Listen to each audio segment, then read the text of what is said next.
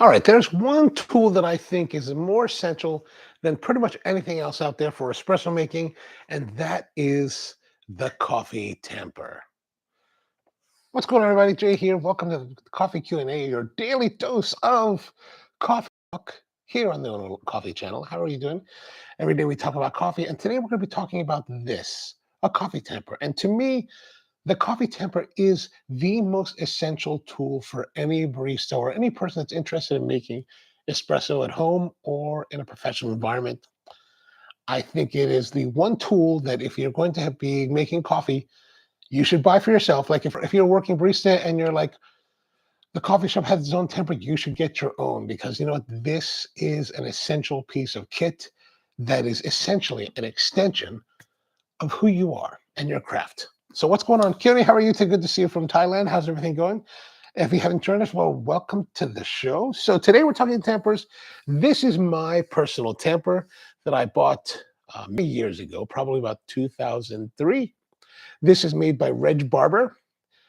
And this is actually the original style of Reg Barber. You can see by the polished, flat stainless piston, and then we've got the Bubinga shaft with the Delrin insert.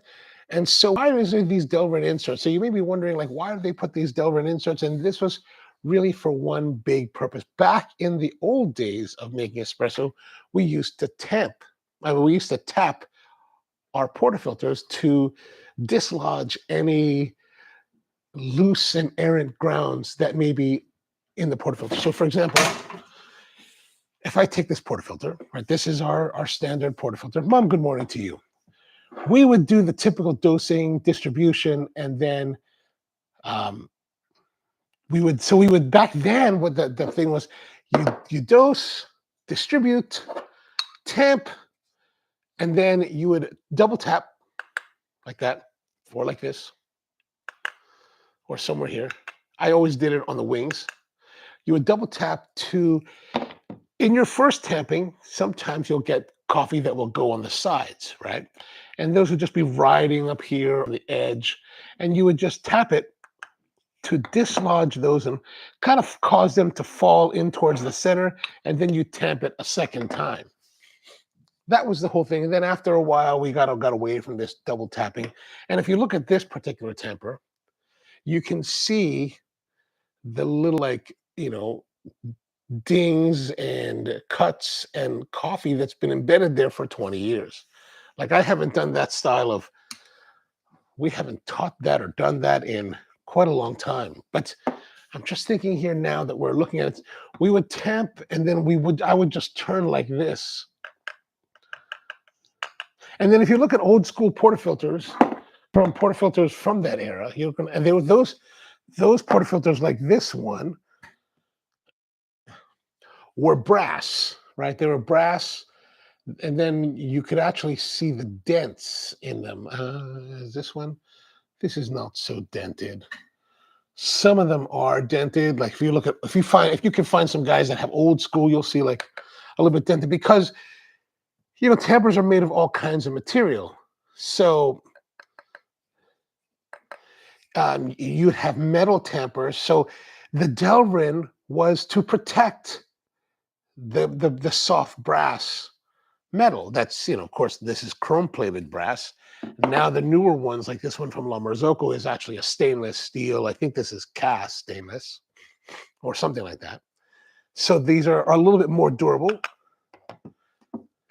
Michael says, I like that tapping. Feels like a more tactile experience. It was very tactile. It was one of those things where like you, especially in the early days of making espresso and being a professional barista, there was a lot of things that were maybe a little bit flair, a little bit like ridiculous if we think about it today. Now in the world of, dosing grinders, we did that thing, with these old school doser grinders, you have baristas that want to do the clack, clack, clack, clack, clack, clack, clack.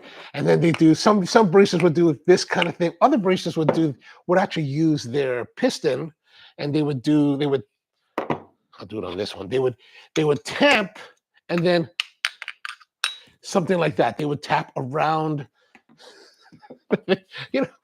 There was all kinds of tomfoolery going on in order for us to progress and refine to where we are today. I don't do this tapping anymore, but I think that, it's good to know why these Delrin inserts existed or exist still today in some of the designs. But I thought that we would go back and have a look at the different tempers that were available and how kind of these things came about. Now I have my box of tempers here. This is our box of tempers.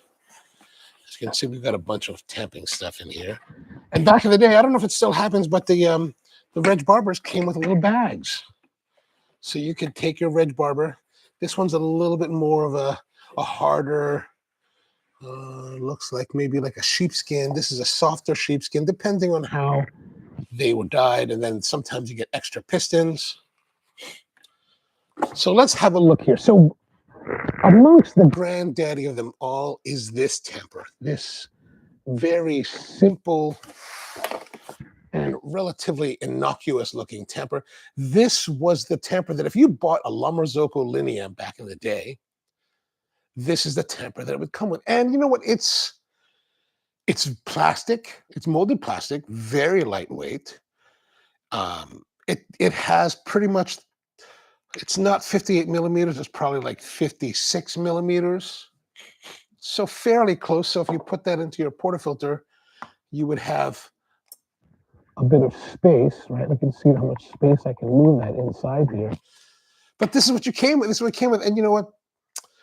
There were a lot of shops that would just use this. This would be the only temper they would use. And this is, of course, during the era when we didn't, or the industry didn't really pay much attention. Like when the third wave started, about 2002, 2003, when we started taking off, the emphasis was very heavily on espresso. Like our focus back then was very much about espresso. How do we make amazing espresso? How do we really master that? How do we improve our techniques?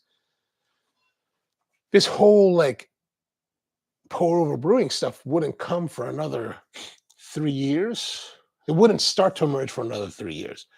Back then, if you had a Fetco, CBS brewer, you're perfectly, that's it. That was it. Done. Don't even worry about it. Now we're just, third wave was all about espresso. We're like focused on the espresso, right?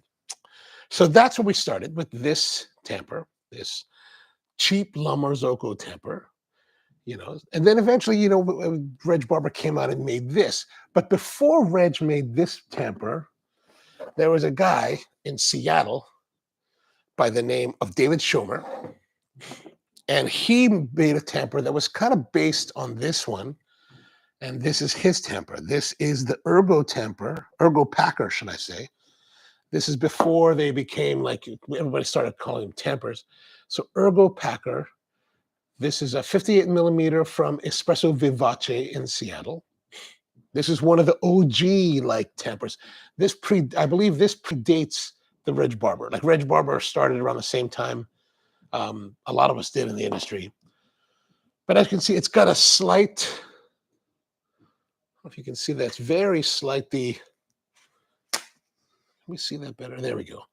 That should help to highlight. It's a convex shape so that when you temp, it'll create a puck that is slightly concave, right? And this convexivity, yeah, that's a great word. This convexivity would help to push, right? The idea is to push just slightly the coffee outward so that it would press up against the edge of the basket. And here's the thing, like, it's always about pushing up against the edge of the basket because, we know that if without proper distribution and sealing here on the edge, the water will, the coffee will channel because the water is looking for the path of least resistance. And once it can find that least resistance to exploit, it will exploit it and then just run down and you have this runny, horrible espresso. And if you're a professional barista, you've just wasted the last 45 seconds making this shot of espresso so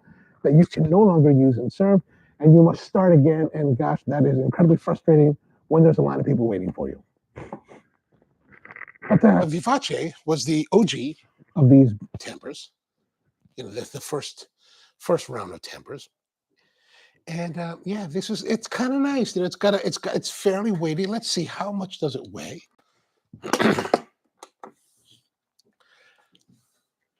The sound is muffled at the, oh, you know what? My thing is probably flopping around. Let me take this off and I'll put this microphone right there. How's that sound? Better? Hope that sounds better. All right, so let's start with this one first. The old school La Marzocco, 99 grams. Then we went to the Vivace, 261 grams. So we're talking something that's a little bit more weighty. It does unscrew. So if you, I don't remember if David Schomer actually offered different sizes of pistons. I believe he did. Why is it so long? Because it's all like screwed in. So these are machined, one piece aluminum. So probably put this on a lathe, and then machined it out. This one, I guess they put that on a lathe as well.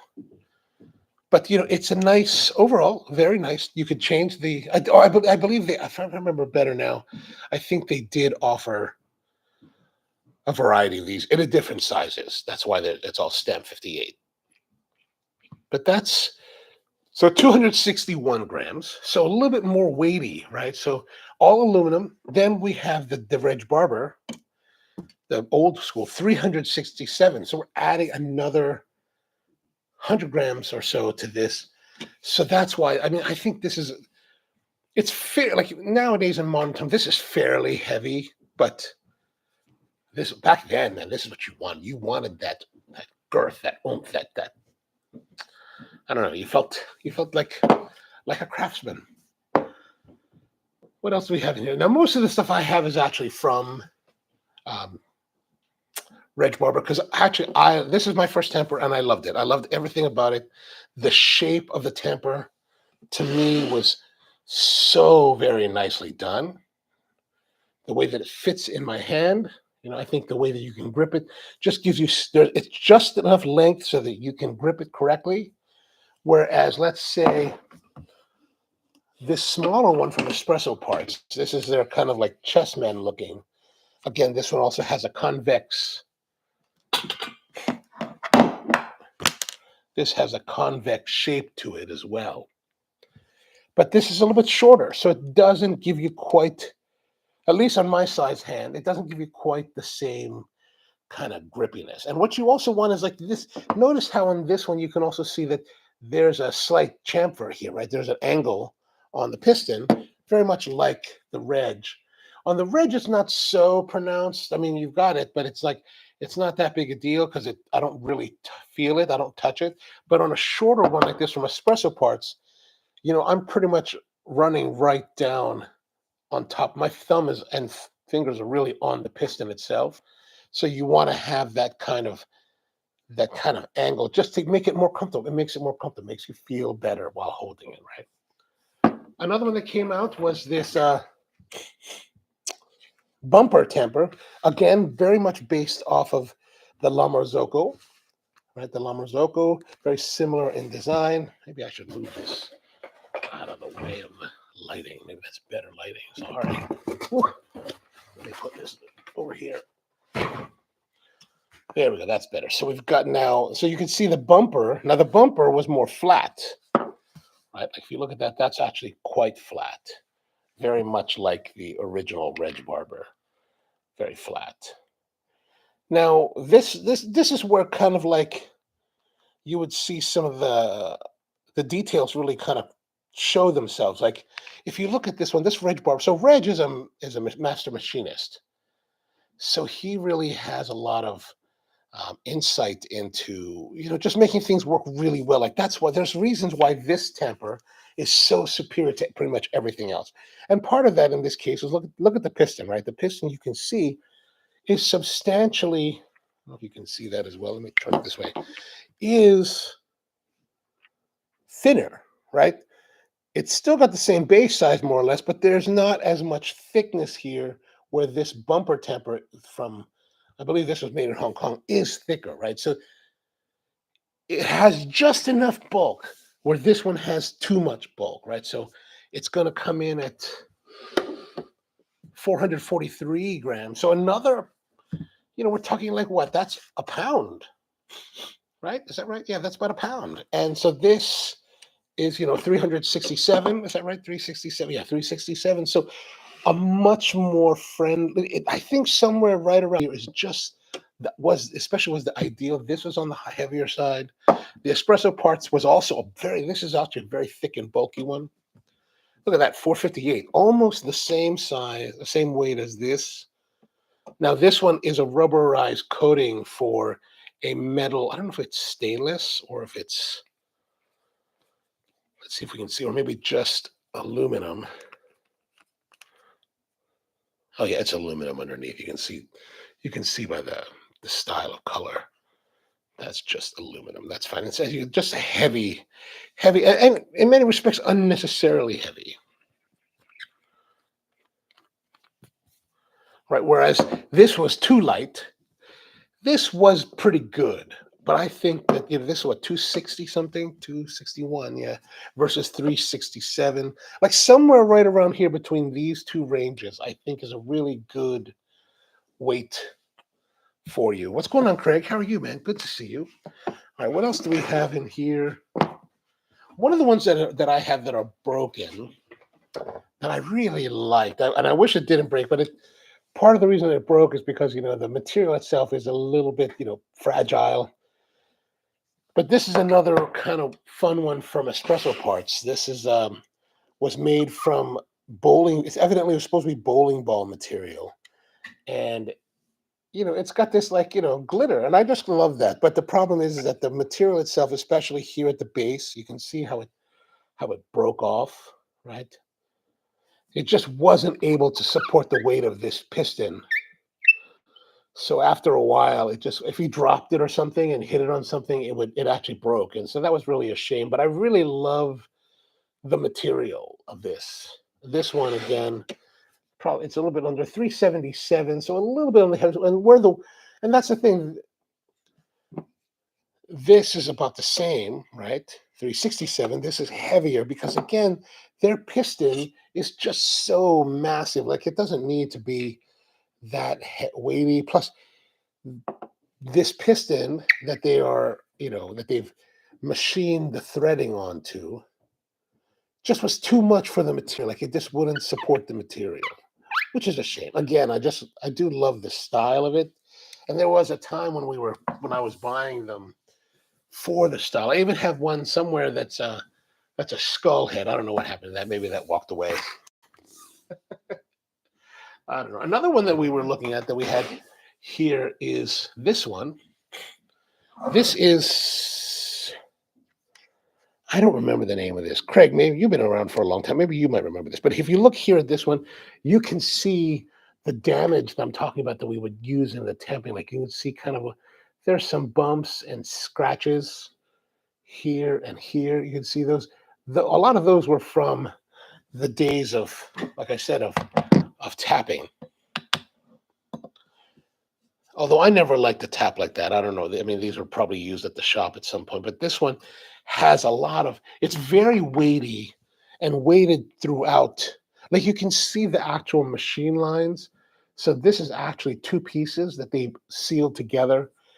And then this one is the base. It comes apart. It's actually, the machining on it is really nicely done. Like I think it's a really nicely designed. It's a very aesthetically pleasing looking thing. And let's see, 481. Like that's super heavy. Like I always thought that's too heavy compared to this. 367 versus 481. Like I don't know. Like especially since you're going to be picking it up, theoretically, possibly hundreds of times a day. Versus this one, that 100 grams really makes a difference, I think. And then now we move more to, so as Reg Barber, so Reg started this way, right, with this basic tamper. Now, as time went by and people were like, hey, Reg, what about this theory? What about that theory? Let's try this and let's try that. So Reg was open to doing different styles of of designs. Here's a couple that are actually, these are some interesting ones that you might find to be rather interesting. This is the one that I got from being in the 2007 Mid-Atlantic Regional. These were like trophies. This had their first try or the early attempts at making like a little bit of a chamfered edge. You can sort of see it. It's very slight. Right here on the edge is a little bit of a chamfer. So it's flat here and then kind of goes out. And that again was just to push the coffee to the sides of the portafilter basket. So that's from the 2007 Mid-Atlantic Regional. I think I got second place in that one. This is from the year before, the 2000. This is a really basic, essentially the same thing as mine, with a little bit nicer burl in the wood. Like that's a really nice burl. And they all came with this kind of like polish finish. Of course, this one I've had for over 20 years, so this one's got a lot more of a more dull thing to it. But this is how they look when they came out. This is from the 2006 Mid-Atlantic Regional Barista Competition. So back then, you used to get cool stuff like this. Now I don't know what they get, but this one just has the regular flat.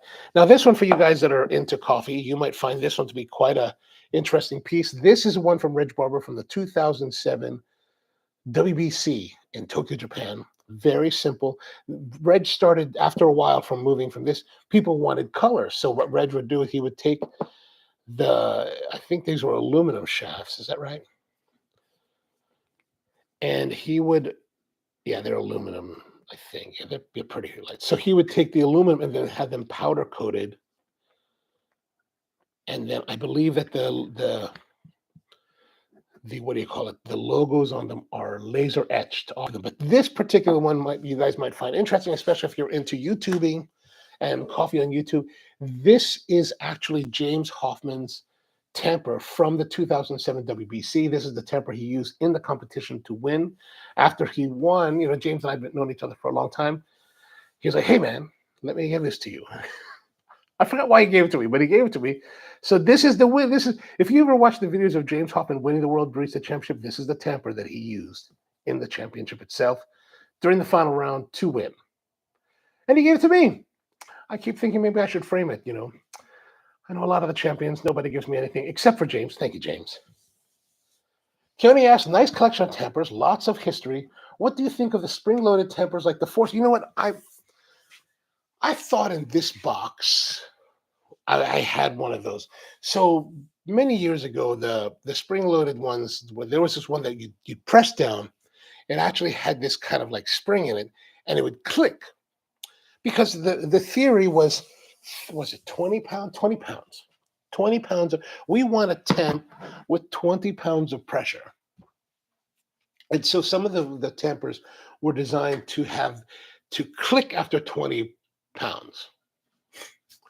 And that was great. But you know what? Here's the thing. So like over time, when we started out, there was a lot of like, we would talk kind of in absolutes. When you're young in the industry, you like try to make you learn enough so you want to make absolutes about things so that you can speak with authority, right? Even though you really don't have any knowledge of what you're speaking about.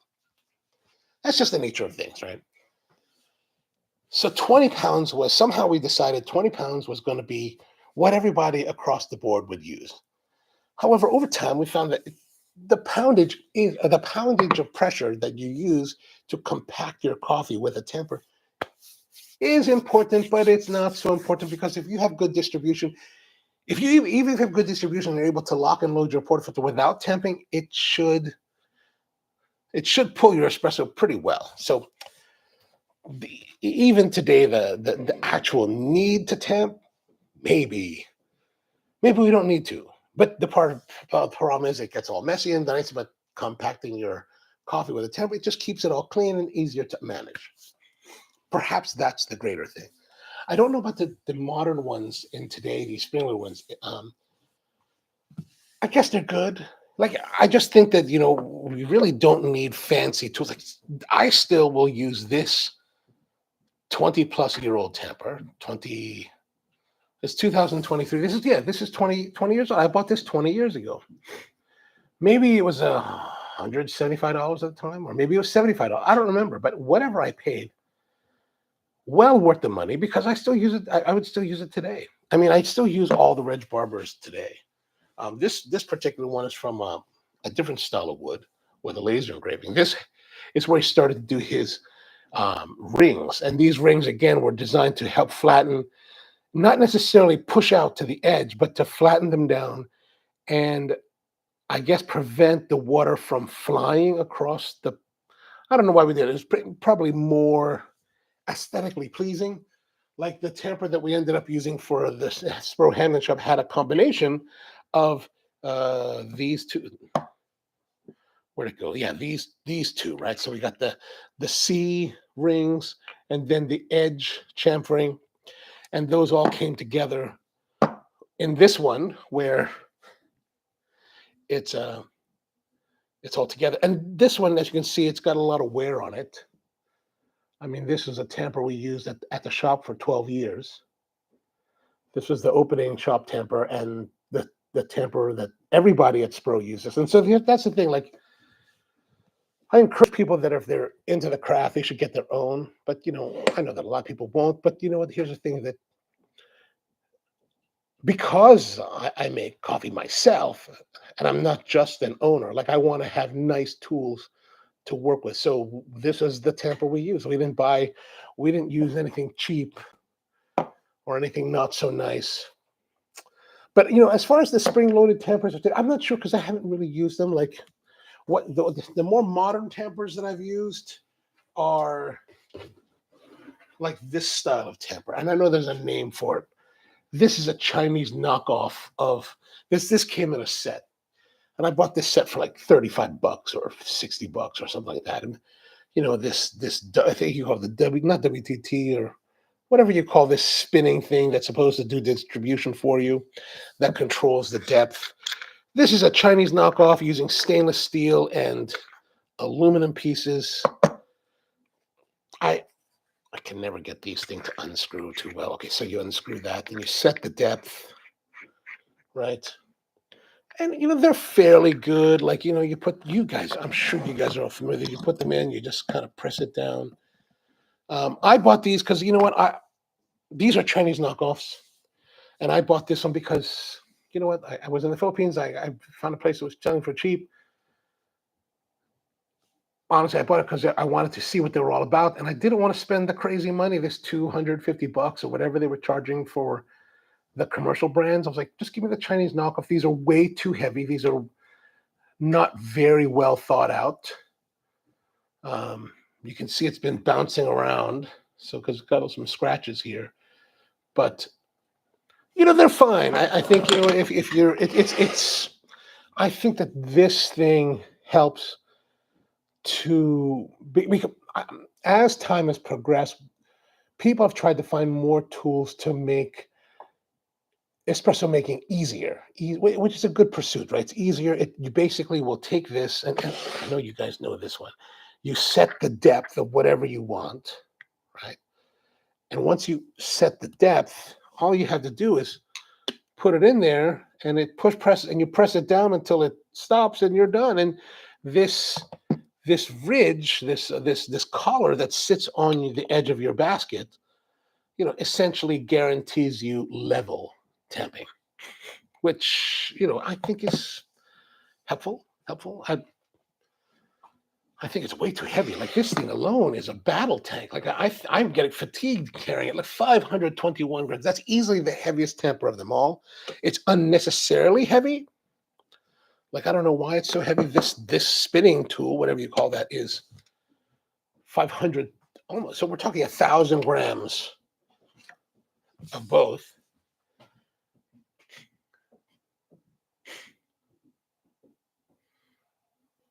The story supposedly Hoffman forgot his tamper and borrowed the tamper from a pile of tampers on the table where the WBC trophies were. At the end, he asked for another.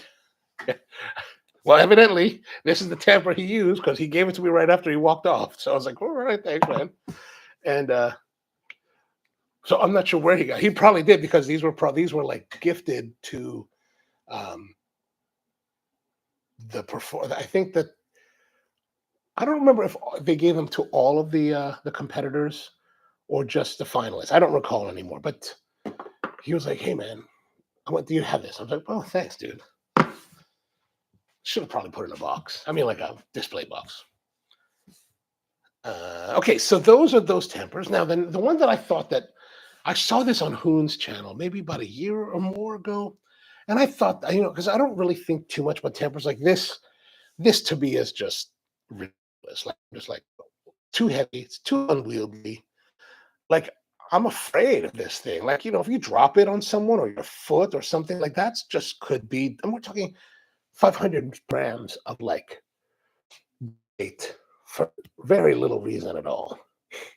I don't know how much those other brands are, like the ones that are fancier, that cost more, but man, if they're close to this in weight, like this, also it needs, I don't know, I just feel like it needs a longer piston or a longer threading so that you can get greater height. Like I kind of would like to have greater height. I don't know why I want greater height. I don't know. And it has these lines in the piston itself that I don't know what the lines mean. Like, I don't know if there's a particular meaning to the depth, but there it is. There it is. Very, it's okay. I mean, they're okay. What I also don't like is that, your tamping depth may change for whatever reason, and this doesn't allow for that, where you're using something like this, it does allow for that kind of change. But one of the ones that I really enjoyed, or that I really thought was interesting, and interesting enough to buy, was this Hydro Prep. I got this. I saw this on Hoon's channel one time, and I was like, man, I'm going to go and buy that. So you can only order online. It comes from Europe. It takes a little bit of time to get there. And it's an interesting tamper. Now, I haven't used it in quite a while, but it looks fairly, like every other tamper out there. And let's see about the weight. The weight, 240 grams. So very similar to the original Reg Barber. Right? Oh, no, I'm sorry. That's not right. 240. How about the one that we're using at Spro? How much was that? 351. So that's closer to the original. This is my other one, 312. So they're all 240, so fairly lightweight. I think it's using some kind of resin or plastic material here, stainless base. But the interesting thing is that it has, actually the interesting thing about this is that it has this, see that Hydro Prep logo thing? That's actually a piece of paper that you can take out and you can put whatever photograph you want, like my face. I was thinking about putting my face on it. But this uses this gelatin, right? This gelatin thing, whatever this thing is. And the idea is that as you tamp, so distribution no longer, I think distribution is no longer terribly important, but as you tamp on it, right? As you tamp, this gelatin conforms to the contours of the coffee bed and presses it down in a way that it becomes very even in resistance. I believe that's correct. It's been a while since I've used it. It's been a while since I read it, but I believe that the whole thing is that let's presume that your coffee bed depth, the coffee in each section of the bed is slightly different. This will compact it to a certain pressure point so that even though perhaps maybe it's slightly uneven, the resistance of the coffee across the entire coffee bed will be even against the water to prevent channeling. So that's essentially this. And I thought that was cool enough to order and try it out. And it's fairly lightweight. It has this ring here so that you can it's kind of like goes all the way down, right? Something like that. And that's pretty much all of the tempers that I have available. I have one more. Reg also came out with this stubby temper. And a maple. This is a maple. This was one of the ones I had made for one of our locations several years ago. There's a matching one. This is, as you can see, Spro Coffee and our original logo, where this is the one from Hamden.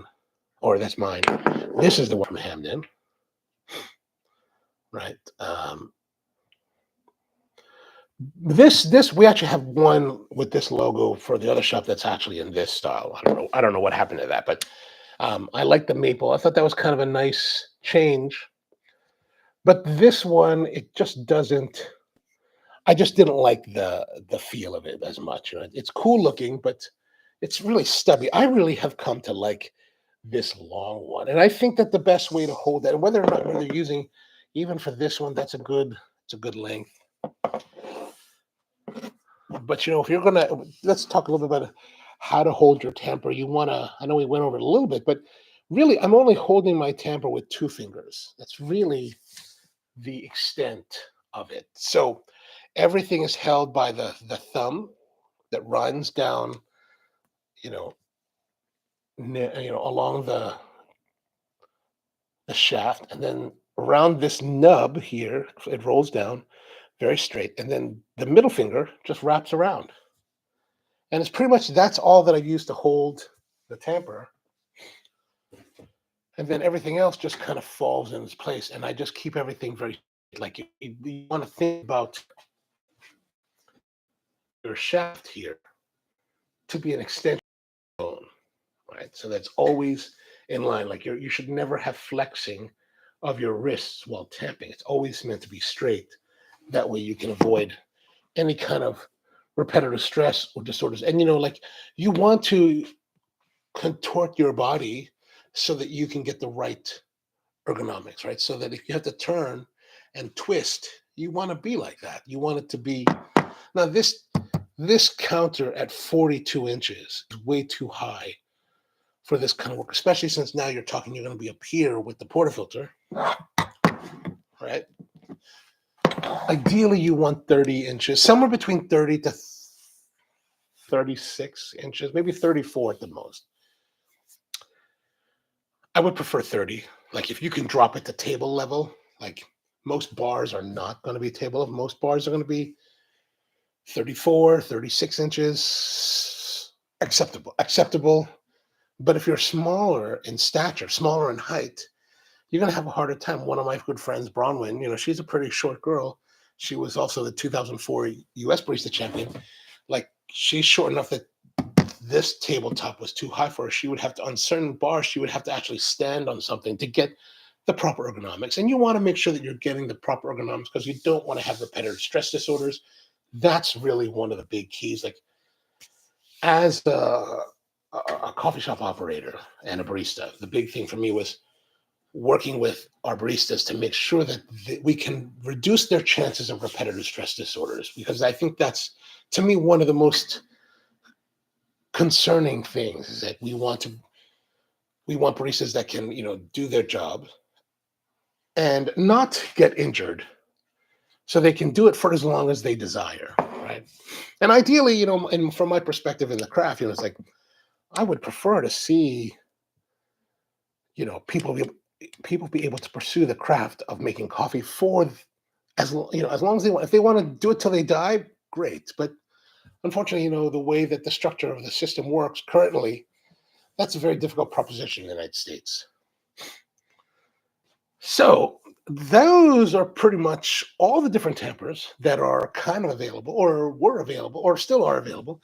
Reg stopped making tampers for a while. He had some troubles with the business, and he kind of fell out of favor with, you know, he wasn't no longer in vogue as the new wave of, you know, people came about, but he's really the OG guy, and he started up again. So he's still making tampers.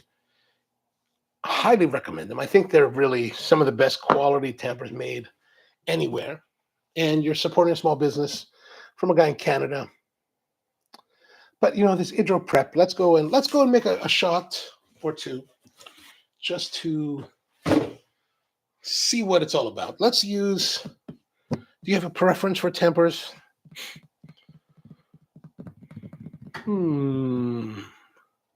Let's do one with this modified C temper.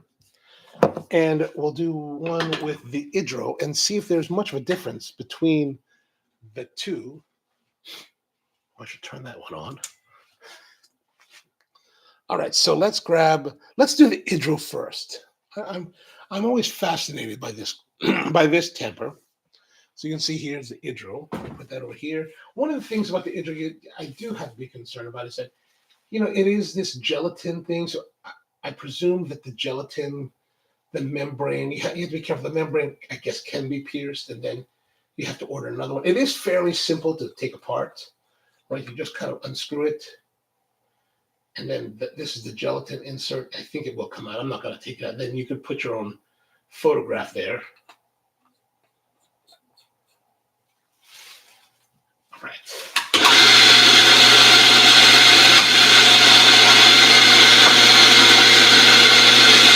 As always,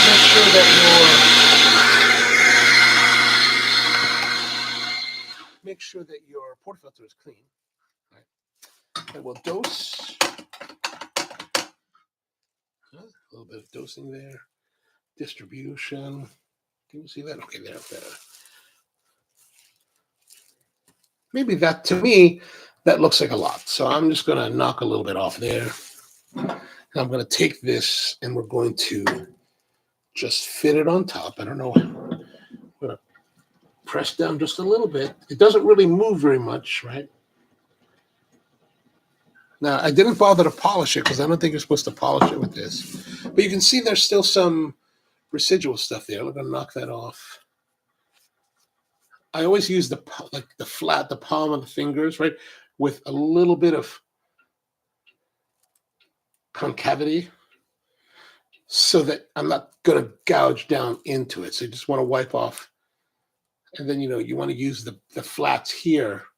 So if you're using your fingers to clean the edge, the rim, you could easily jump there. So I'll use it this way so that it lessens the possibility of that.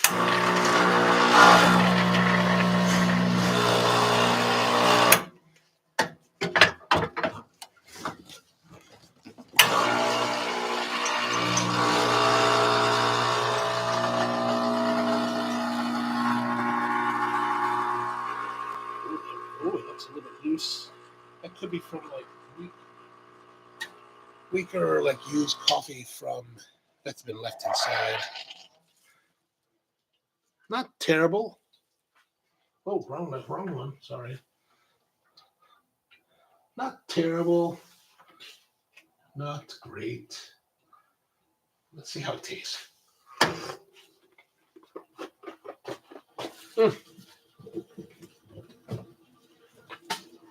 As I would expect. There is some nice berry notes, but overall, rather under extracted sour tones, brightness, things that we don't really like. The puck itself, though, not terrible. Oh, we stopped it fairly close. Oh, there we go. Stopped it. You can see a little bit of oils in there. So that's pretty much where we should have stopped it. We did fairly well at that. So that's a positive.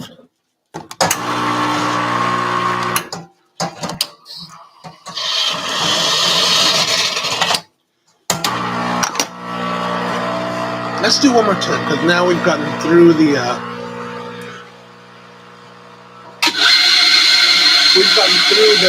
coffee that may have been in the burrs that was getting kind of stale. Because we have been talking for over 40 minutes. All right, so there it is. A little bit less of a mound this time. I'm just going to smooth it around. Right, I still think that's a little bit on the high side, so we're going to get rid of just a little bit of that. Come back with our temper.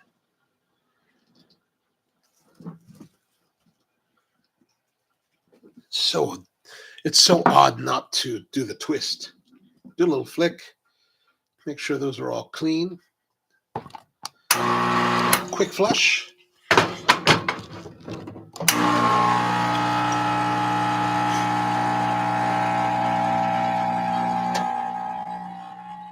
Oh, that's a lot better. That looks a lot nicer. Looking a little bit better. Maybe see how it's kind of flowing?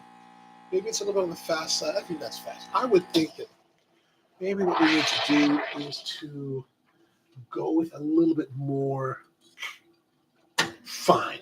Right? I'm gonna fine up the grind. So when you fine up your grind, you want to turn on the grinder and then make your adjustment. And then let a little bit out.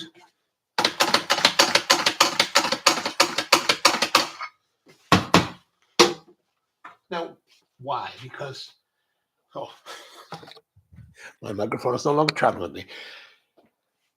We want to, because so when these are 83 millimeter flat burrs on the Mauser Major. So as you're coarsening, you're separating the distance between the two flat burrs. However, when you're fining them, you're actually making them closer. And you want to turn the grinder on because there's actually like particulates inside the burrs when you stop it. So, if you're trying to fine it, it becomes more difficult because there's something in the way. But if you turn on the grinder and you start to grind, you can then much easily make an adjustment because the whole thing is moving and grinding. And then you let it grind a little bit longer to blow through whatever might be in there. And then hopefully that'll give you where you want to go without burning too much coffee. Kiara says you should try and make some of koa. And oh, that would be nice. That would be nice. I don't know why I haven't thought about that before. I mean, we do enjoy koa. So here is our shot. This one looks a little bit better, right? Pretty good.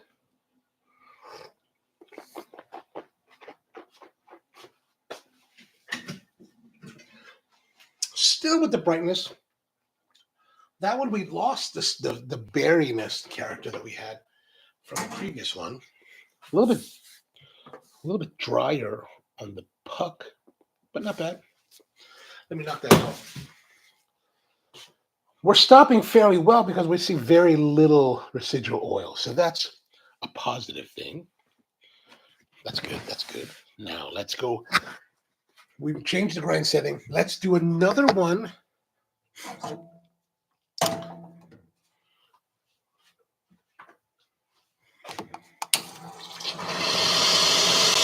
Oops.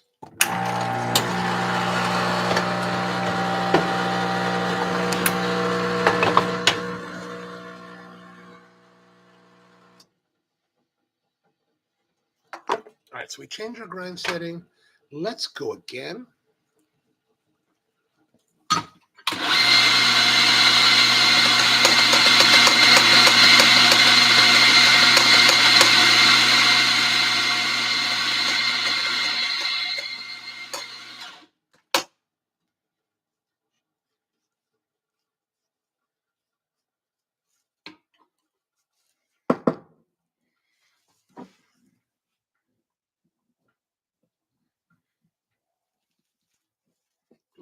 Don't twist.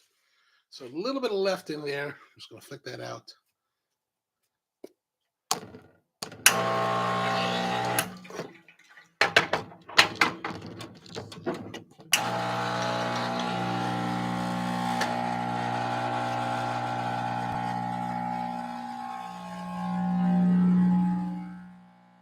right, there we go. A lot more resistance now built in, which is good.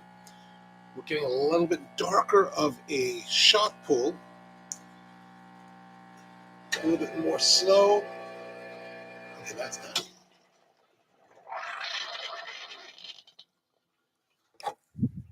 A bit of volume.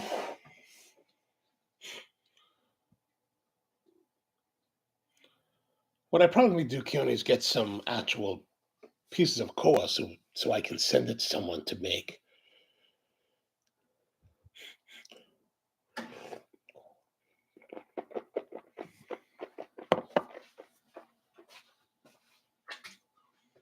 One of the things you can do, well, you may be wondering, why are you spitting it? Because if you do a lot of coffee, usually we spit just because we're tasting. We don't necessarily need to consume. That one's a little bit more on the brighter side. I think it kind of ran a little bit bright.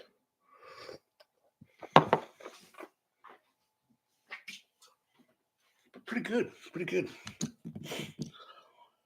Oh my gosh, it's already 50 minutes. All right, well, I guess that's going to be it for today. Thank you very much for tuning in. Appreciate you being here. Today is what? It's Wednesday. So we're back in tomorrow, Thursday, for a little bit more coffee talk. Hope you can come and join us at 10 a.m. And yeah, hopefully that helps. I don't know if that helps. Hopefully there's something positive you can glean from all these tampers. But yeah, all right. Well, until next time, hope you have a great one.